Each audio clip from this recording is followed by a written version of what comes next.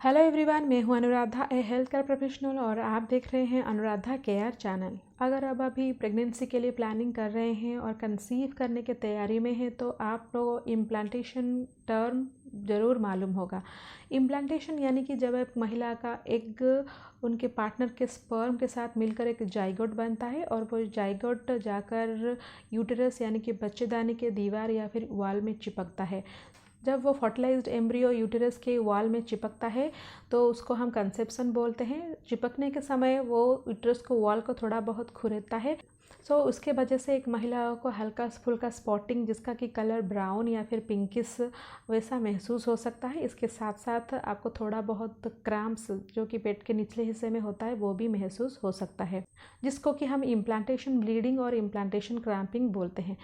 हालांकि काफ़ी सारे महिलाएं अपनी प्रेगनेंसी को इस इम्प्लांटेशन ब्लीडिंग और इम्प्लांटेशन क्रैम्पिंग से पहचान लेते हैं, लेकिन ज़रूरी नहीं है कि हर महिलाओं को ये इम्प्लांटेशन ब्लीडिंग या फिर क्रैम्पिंग महसूस हो। लगभग 50% महिलाओं को ये इम्प्लांटेशन ब्लीडिंग या फिर इम्प्लांटेशन क्रैम्पिंग महसूस ही नहीं होता है।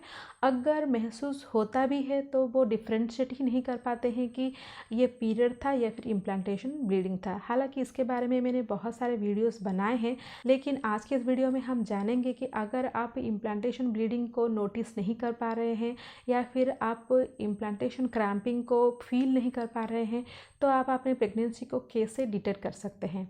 जब आपका इम्प्लांटेशन का प्रोसेस ख़त्म हो जाता है तभी से ही आपके शरीर में हार्मोनल चेंजेस होता है और इसके वजह से आपके शरीर में प्रेगनेंसी के लक्षण भी दिखना शुरू हो जाता है। जब आपका इम्प्लांटेशन सक्सेसफुल हो जाता है और आप कंसीव कर लेते हैं तो आपके बच्चे को सपोर्ट करने के लिए आपका पूरा शरीर काम करने लगता है। तो इसके वजह से आपके शरीर में जो मेटाबॉलिज्म है वो भी बहुत बढ़ जाता है। सो मेटाबॉलिज्म बढ़ने के कारण से आपको बहुत ज़्यादा भूख भी लगता है।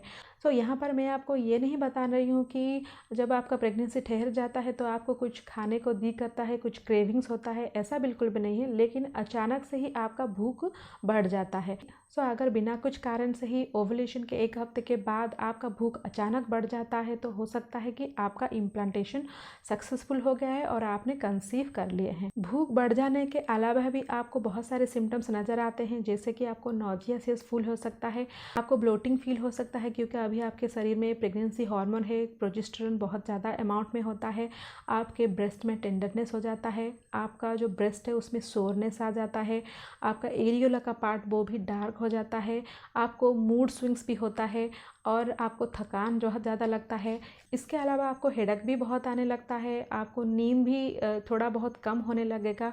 ये सारे जो लक्षण होते हैं वो इम्प्लांटेशन सक्सेसफुल होने का और प्रेगनेंसी कंसीव करने का लक्षण होते हैं।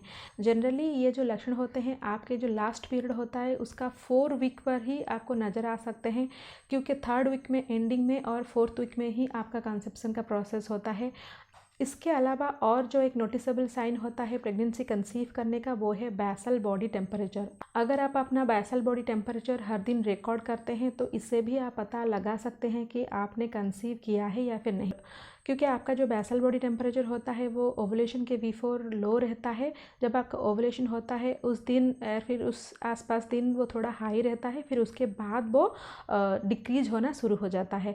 लेकिन अगर आपने कंसीव किया है तो वो डिक्रीज़ करने के बजाय वो इंक्रीज होता है और इम्प्लांटेशन के दिन वो जो बेसल बॉडी टेम्परेचर है वो एकदम से अचानक से गिर जाता है और उसके बाद फिर से वो दोबारा इंक्रीज होना शुरू हो जाता है, जो जिसको कि हम इम्प्लांटेशन डिप भी बोलते हैं। बहुत सारे महिलाएं ये इम्प्लांटेशन डिप से भी पता कर लेते हैं कि उन्होंने कंसीव किया है। तो मैं उम्मीद करती हूँ कि ये वीडियो आपको ज़रूर पसंद आया होगा। अगर पसंद आया है तो लाइक कीजिएगा और साथ ही साथ दूसरों के साथ भी शेयर कीजिएगा।